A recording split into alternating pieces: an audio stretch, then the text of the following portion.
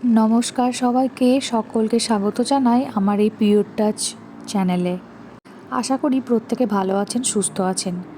তো আজকের এই ভিডিওতে আমি তোমাদের সাথে শেয়ার করব আমার Singapore second day journey. Second ডেতে আমরা প্ল্যান করেছিলাম যে ইউনিভার্সাল স্টুডিও যাব। ইউনিভার্সাল স্টুডিওটা এতটাই বড় যে সেখানে একদিন পুরোই লাগবে পুরোটা কভার করতে গেলে। তো সকাল সকাল হোটেল থেকে স্নান করে ব্রেকফাস্ট করে চলে এসেছিলাম সোজা এখানটায়।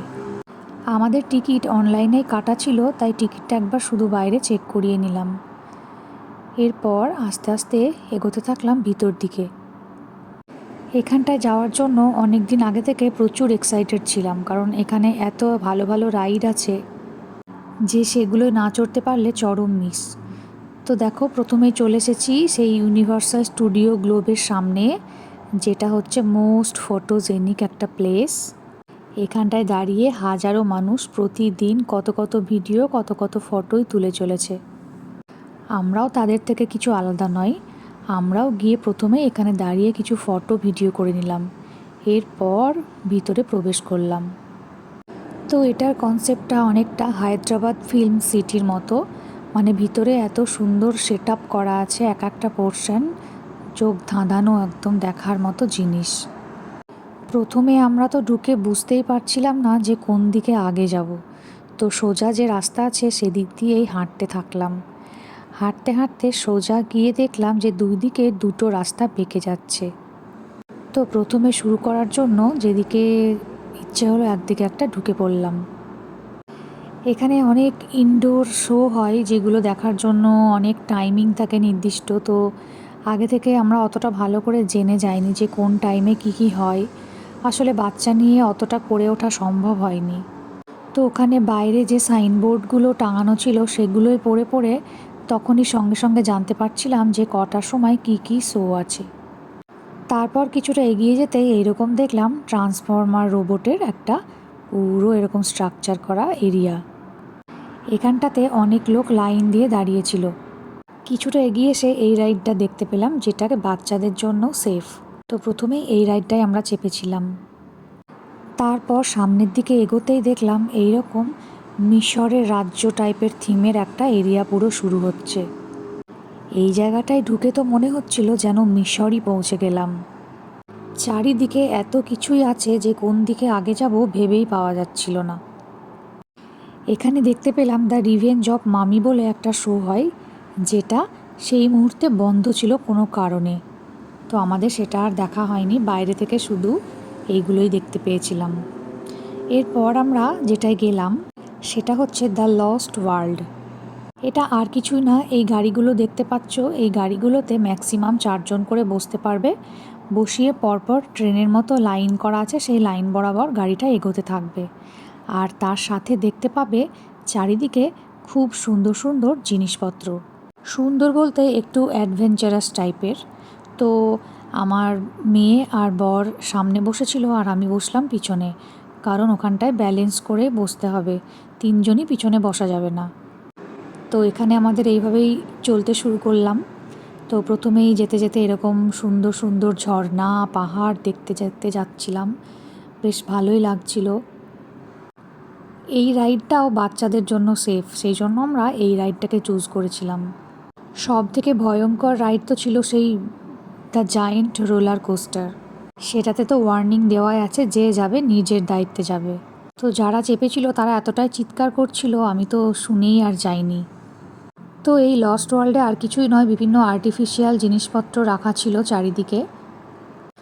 বাচ্চাদের জন্য বেশ মজাদার আর বড়দের জন্য বেশ মনোমুগ্ধকর। সত্যি সত্যি মনে হচ্ছিল পাহাড়ের গায়ে ধাপ কেটে রেল লাইনের করে আমরা চলছি।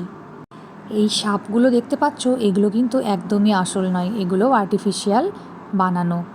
তারপর এই একটা চিতাবাঘ, তারপরও ছিল অনেক কিছু, দেখতেই পাবে। এখান থেকে পুরো ইউনিভার্সাল স্টুডিওর ভিউটা দেখা যাচ্ছিল, বেশ সুন্দর লাগছিল। এটা একটা লেকের ধার দিয়ে যখন যাচ্ছিলাম বেশ ভালো লাগছিল। তবে প্রত্যেকটা রাইডে এত লাইন যে একটা মানুষের পক্ষে সম্ভব নয় একদিনে সব রাইডগুলো কভার করা।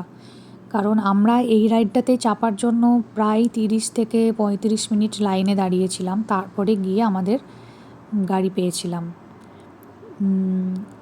আর এত গরম ছিল যে গরমের মধ্যে লাইনে দাঁড়ানোটা খুব কষ্টকর হয়েছিল। আমার মেয়ে তো একদমই থাকছিল না, লাস্টে কান্নাকাটি শুরু করে দিয়েছিল। তো অনেক ভুলিয়ে ভালিয়ে অবশেষে আমাদের লাইনের অপেক্ষা শেষ হয়েছিল। এই রাইডটা ছিল মাত্র 5 থেকে 6 মিনিট মতো, কিন্তু 5 থেকে 6 মিনিট হলেও বেশ মজাদার ছিল। এই দেখো, জলের মধ্যে আবার দুটো আর্টিফিশিয়াল ক্রোকোডাইলও রাখা ছিল। মানে টোটালি এটা বাচ্চাদের জন্য একদম পারফেক্ট। এই রাইডের আগে আমরা অনেক কটা ইনডোর শো দেখেছিলাম, যেগুলোতে ভিডিও করা বারণ ছিল। তো রাইড শেষ করতেই আমাদের প্রচণ্ড খিদে পেয়ে গেছিলো, লাঞ্চের টাইমও হয়ে গেছিলো। ওখানেই ভিতরে একটা ইন্ডিয়ান রেস্টুরেন্ট ছিল, সেখানটা থেকে আমরা নিয়েছিলাম একটা বিরিয়ানি থালি।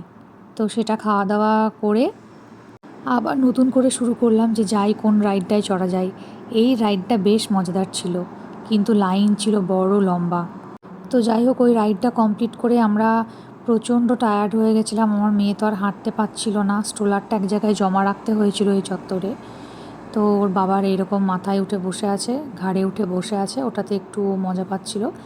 এরপর শুনলাম যে একটা শো হয়, পুরো জলের মধ্যে একটা লাইভ একটা মানে সিনেমাটোগ্রাফি শো হবে, যেটার জন্য আমরা এগিয়ে গেলাম সেখানটায়। সেখানে পুরো গ্যালারি মতো করা ছিল, ওখানে বসতে হবে পরপর। স্ট্রোলারটা এখানে জমা রাখলাম, তারপর গিয়ে দেখলাম এরকম জলের মধ্যে একটা স্টোরি ছিল। প্রথম থেকে অতটা ভিডিও করা হয়নি, কারণ বেশ হাস্যকর মজাদার একটা মিলিয়ে মিশিয়ে একটা খুব সুন্দর স্টোরি ছিল এটার, ওরা যেটা করছিল। আর এত কঠিন কঠিন স্টান্ট করছিল যে ওদেরকে দেখেই আমার ভয় লাগছিল। এই কখনো জলের মধ্যে লাফিয়ে পড়ছে, কখনো 3 তলা সমান উপর থেকে লাফিয়ে পড়ছে, কখনো জলে আগুন লাগিয়ে দিচ্ছে। তো কি দুর্ধর্ষপনায় না করছিল তারা। যারা সামনের দিকে বসেছিল তাদের গায়ে তো প্রচুর জল এসে পড়ছিল। আমরা ভাগ্যিস পিছন দিকে বসেছিলাম। এই শোটা শেষ করার পর দেখলাম সামনে একটা কাপল বসেছিল তাদের বাচ্চা নিয়ে। তো বাচ্চা আর মাটা এমনভাবে ভিজে গেছে যে দেখেই মায়া লাগছিল। তো এক্সট্রা ড্রেসও বোধহয় ওরা আনেনি, তো ওই পুরো ভিজে পড়েই বাকি দিনটা ওদের কাটাতে হলো। ওটা দেখেই আরও আমি ভাবছিলাম যে ভাগ্যিস আমি সামনে বসিনি, এই রকমভাবে পুরো জল ছেটাচ্ছিল গায়ে। এরপর চলে গেলাম আবার একটা নতুন দিকে।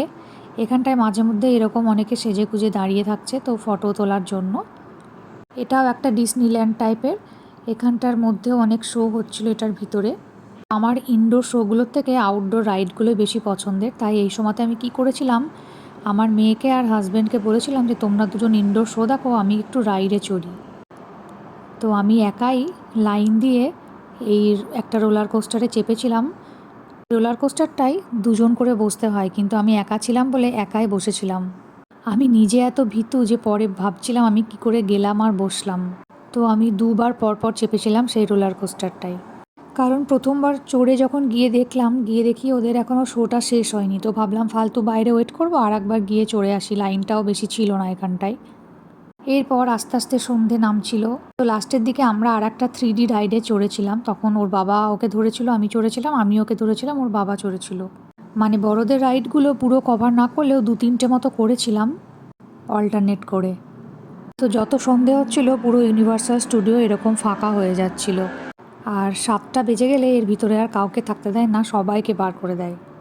আর সবথেকে বড় কথা, বিকেল 5টা বেজে গেলে এখানে কোনো জায়গাতেই আর এন্ট্রি নেয় না, তোমার টিকিট থাকলেও সেই দিনটা পুরো নষ্ট। তো সিঙ্গাপুরের সেকেন্ড ডেটা ইউনিভার্সাল স্টুডিওতে এভাবেই কেটেছিল আমাদের। সারাদিন প্রচুর হাঁটাহাঁটি, ঘোরাঘুরি, রাইডে চড়াচড়ি করলাম। এবার প্রত্যেকে প্রচণ্ড টায়ার্ড, বিশেষ করে আমরা দুজন তো খুব টায়ার্ড ছিলাম। ভিতরটা এতটাই হাঁটাহাঁটি ছিল, ভাগ্যিস বাচ্চা স্ট্রোলারটা ছিল, নয়তো আরও কষ্ট পেতাম। তো যারা আমার সাথে এতক্ষণ ছিলে তাদের অসংখ্য ধন্যবাদ। দেখা হচ্ছে পরের ভিডিওতে। নমস্কার।